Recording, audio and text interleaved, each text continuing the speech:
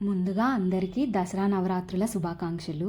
ఈ దేవి నవరాత్రులలో రెండవ రోజైన శ్రీ గాయత్రీదేవికి నివేదించే ప్రసాదమైన పులిహోరని ఎలా చేసుకోవాలో ఈ వీడియోలో చూసేయండి. ముందుగా 50 గ్రాముల చింతపండుని శుభ్రంగా కడుక్కొని నానపెట్టుకోవాలి. ఇప్పుడు ఇంగువ తాలింపు కోసం ఒక పాన్లో ఆయిల్ యాడ్ చేసుకొని జీడిపప్పు, ఆవాలు, పచ్చిశనగపప్పు, మినపప్పుని బాగా వేయించుకోవాలి. ఇలా వేయించిన వాటిలోకి 6 ఎండుమిర్చి, 3 పచ్చిమిర్చి చీలికల్ని కూడా యాడ్ చేసుకొని చిటికెడు ఇంగువ, అలాగే కొంచెం పసుపు కూడా యాడ్ చేసుకోవాలి. ఇవి బాగా వేగిన తర్వాత కరివేపాకు కూడా యాడ్ చేసేసుకుంటే మన తాలింపు రెడీ. ఈ తాలింపుని పక్కన పెట్టుకోవాలి.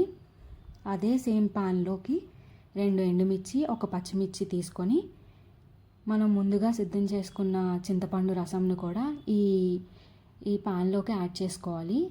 ఇప్పుడే ఈ చింతపండు పులుసు ఉడుకుతున్నప్పుడే మనం పసుపు, అలాగే పులిహోరకి తగినంత ఉప్పు కూడా యాడ్ చేసుకొని చిటికెడు బెల్లం కూడా యాడ్ చేసేసుకుంటే మన చింతపండు పులుసు రెడీ అయిపోతుంది.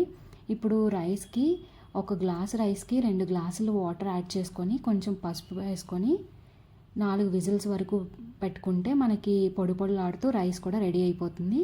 ఇప్పుడు రైస్ని ఒక బౌల్లోకి తీసుకొని మనం ముందుగా చేసుకున్న చింతపండు రసం, అలాగే తాలింపులు కూడా యాడ్ చేసుకొని అన్నీ కలిసేటట్టుగా కలిపేసుకుంటే మన ఇంగువ తాలింపు పెట్టిన పులిహోర రెడీ అన్నమాట.